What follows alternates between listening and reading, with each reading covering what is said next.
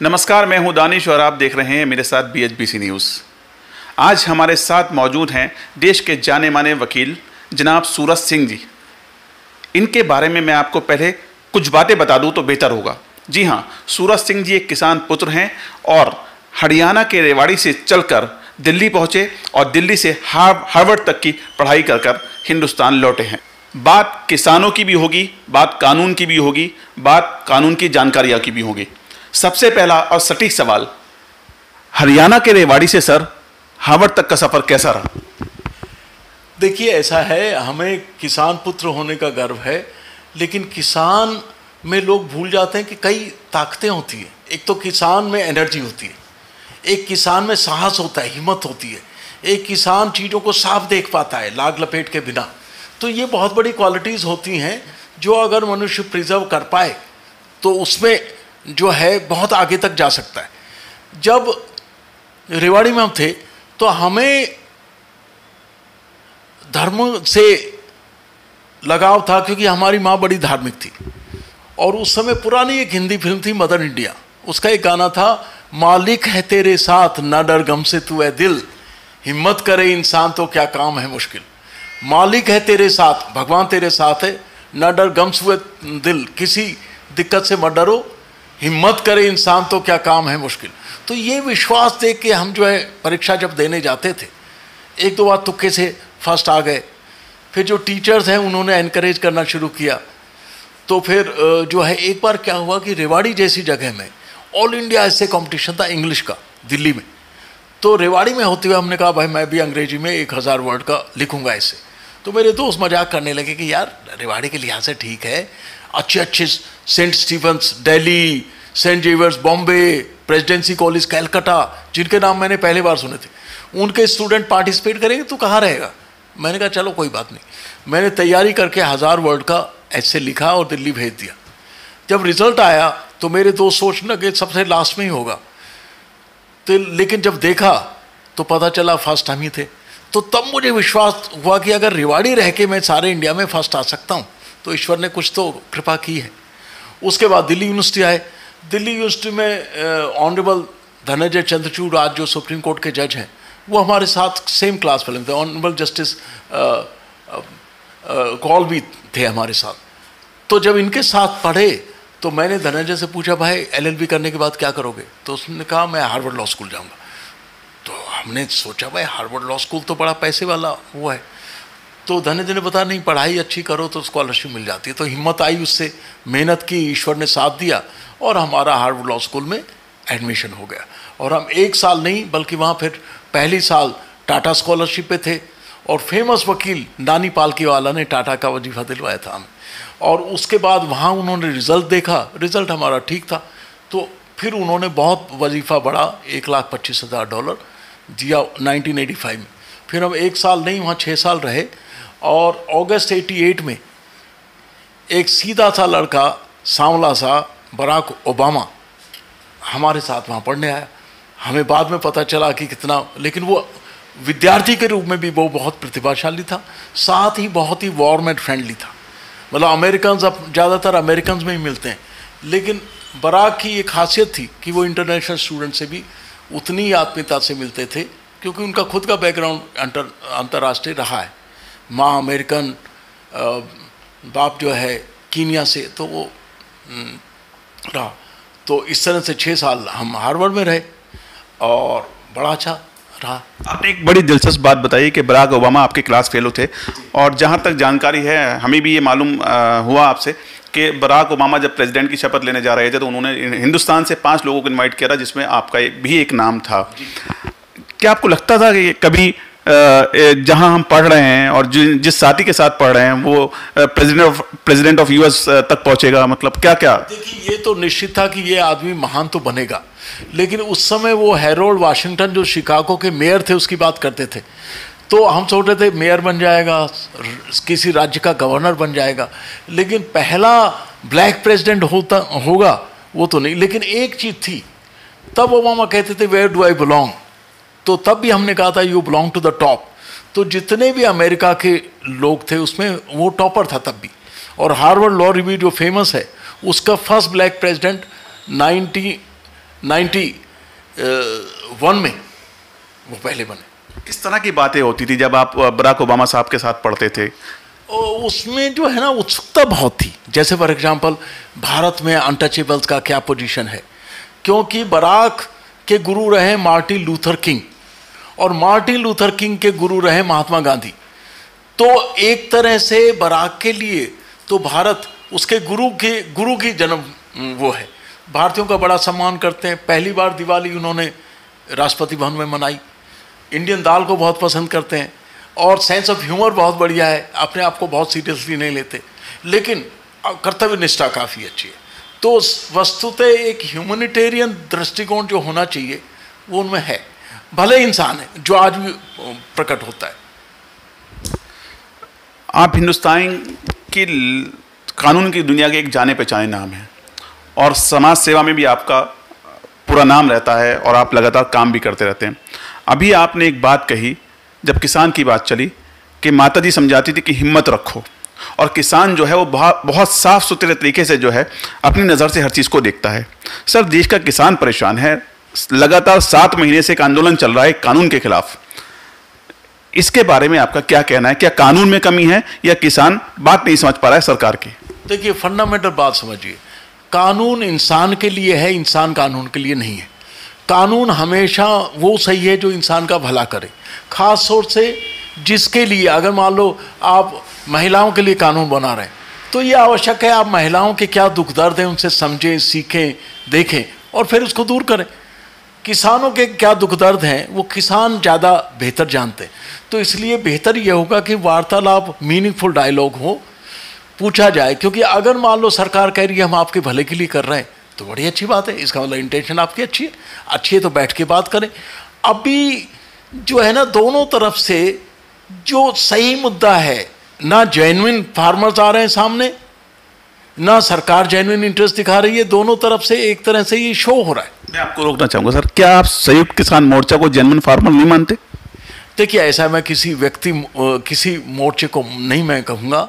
मैं ये कहूँगा कि जो भारत का किसान है, जो गाँव में है, अभी भी 70% किसान है, वहाँ जाके जैसे गांधी जी ने किया था, इंग्लैंड से आके अफ्रीका गए, अफ्रीका से आके गांव जाके उनकी सिचुएशन देखी।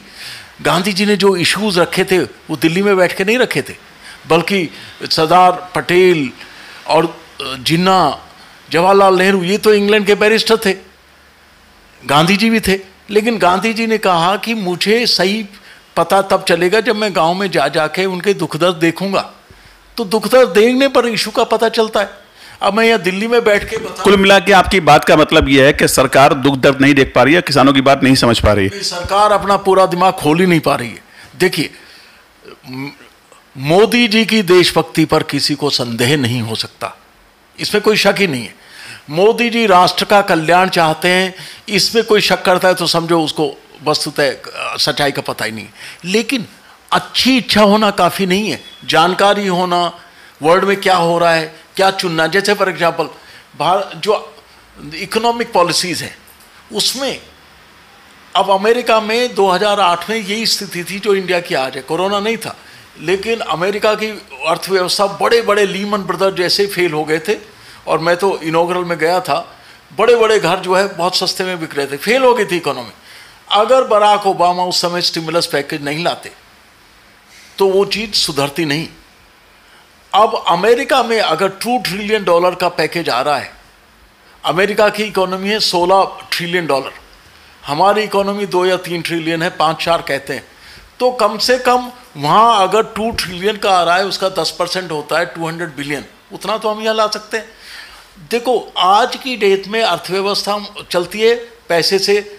मैं आपको पैसे देता हूँ, आप कुछ खरीदते हैं, वो कुछ आगे खरीदता है, वो कुछ, तो सारी अर्थव्यवस्था चलती रहती है। चेन, आज की डेट में चेन रुक गई। एक तो कोई बुरा माने अच्छा माने, जो डीमोनेटाइजेशन था वो राष्ट्र के लिए बहुत ही हानिकारक था 2016 में।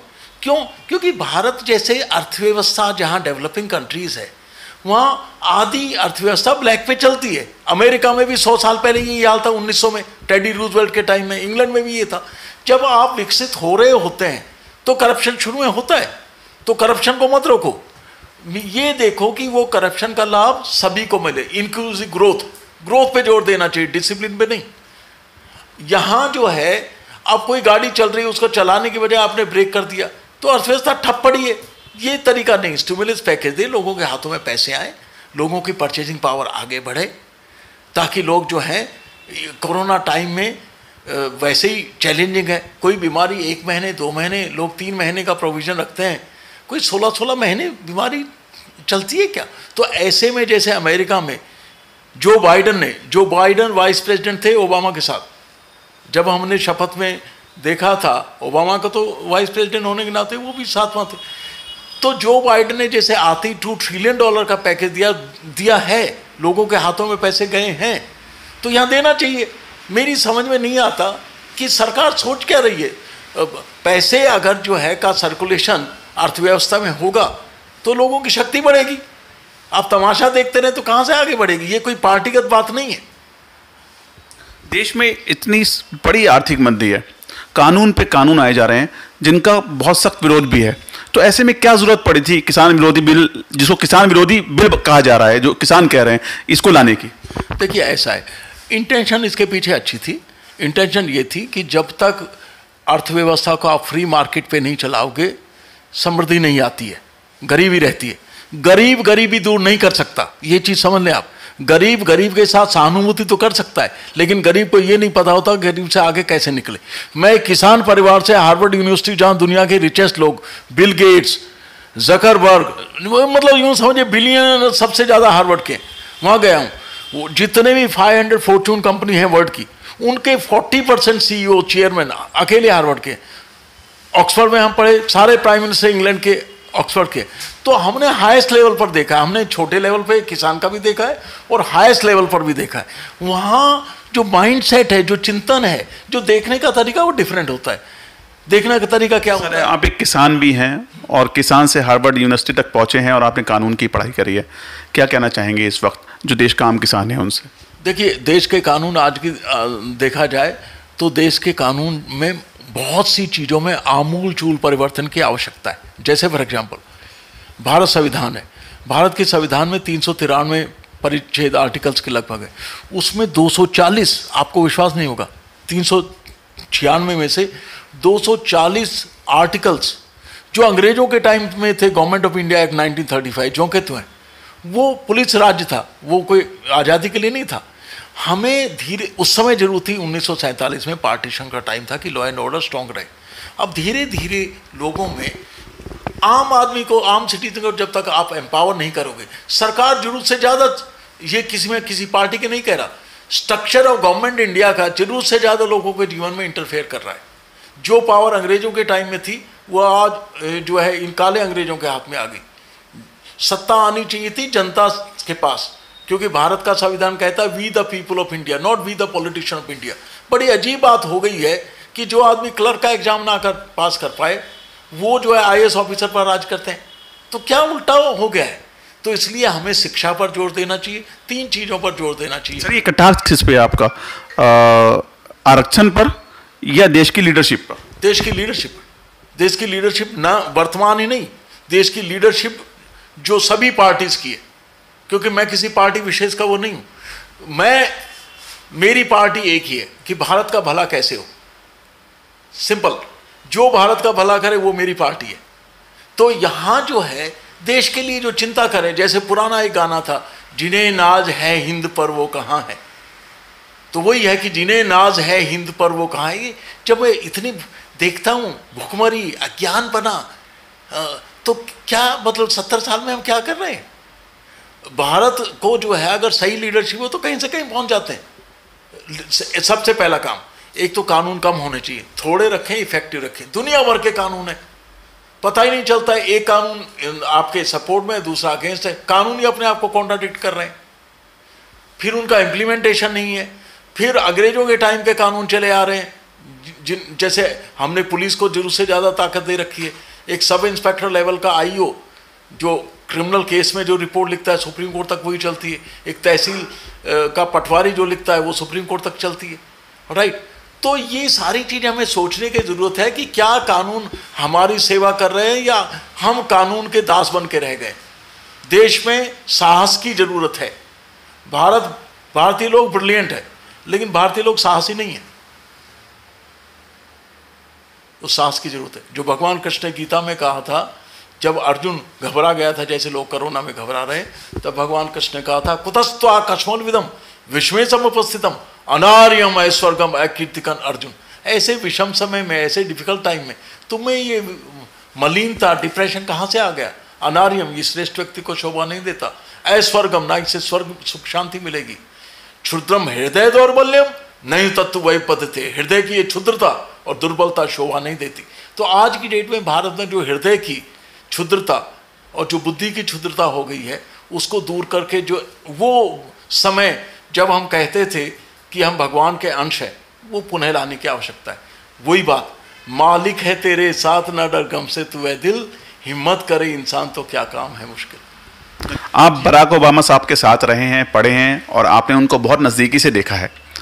दुनिया भर में जब रिसेशन आया हुआ था तो अमेरिका में भी एक महामंदी थी 2008 में, लेकिन ओबामा साहब की नीतियों की पूरी दुनिया के अंदर तारीफ होती है कि उन्होंने अमेरिका को कहीं ना कहीं रिसेशन से पूरी तरह से उभारा।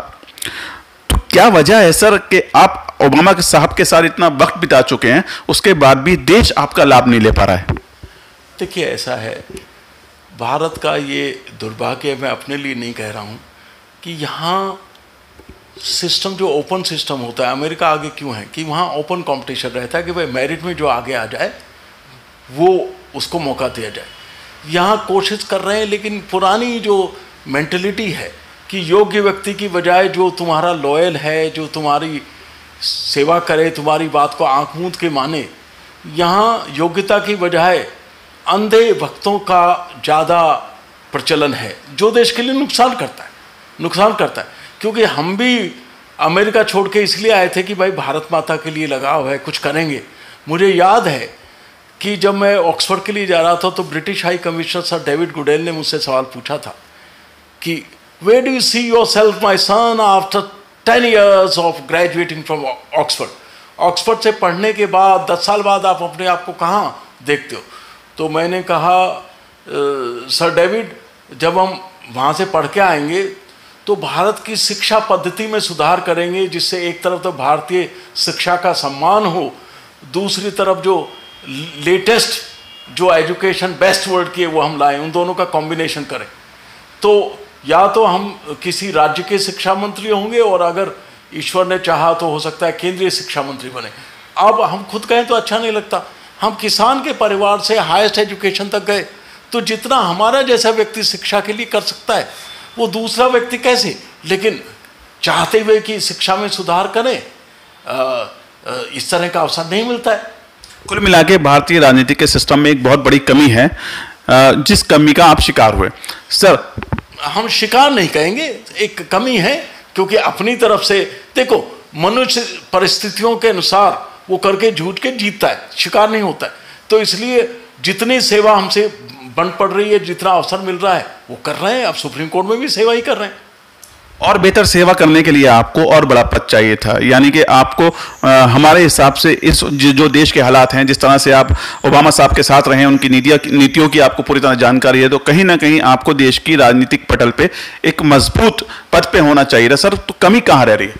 कमी, जैसे आपने कहा ना कि यहाँ योग्यता, हम ये नहीं कह रहे कि हम ही मात्र योग्य हैं, दूसरे योग्य नहीं है, योग्य हैं, लेकिन जिस तरह से एक ओपन सिस्टम है, जैसे अमेरिका में हम गए 1 साल के लिए, लेकिन उन्होंने देखा पढ़ाई में अच्छा है, वर्ल्ड के कंपटीशन में फर्स्ट है, तो उन्होंने $1.25 लाख वजीफा दे दिया। यहाँ हमारे सिस्टम में कोई ये गौर ही नहीं करता कौन फर्स्ट आ रहा है, कोई नहीं आ रहा है। यहाँ तो ये कौन किसको जानता है। तो ये एक तरह से हमारा सिस्टम भी है, लेकिन एक तरह से कमजोरी भी है, क्योंकि क्या कारण है कि जो इंडियन बाहर जाके माइक्रोसॉफ्ट का जो चलाने वाला कौन है, एप्पल का चलाने वाला कौन है, ये सारे इंडियन है। क्या कारण है कि यहाँ रहकर उनका नहीं, वो सिस्टम उस तरह का है, सिस्टम मौका देता है। हमारा सिस्टम टैलेंट को, मेरिट को कम प्रोत्साहित करता है। सर, भारत एक बहुत बड़ी आर्थिक मंदी से गुजर रहा है, क्या सलाह देना चाहेंगे भारत सरकार को और भारत के प्रधानमंत्री को? सबसे पहले अर्थव्यवस्था को कैसे स्टिमुलेट किया जाए, जिसको बोलते हैं, उसके लिए ज़रूरी है कि सरकार जो है अर्थव्यवस्था में पैसा पंप करे।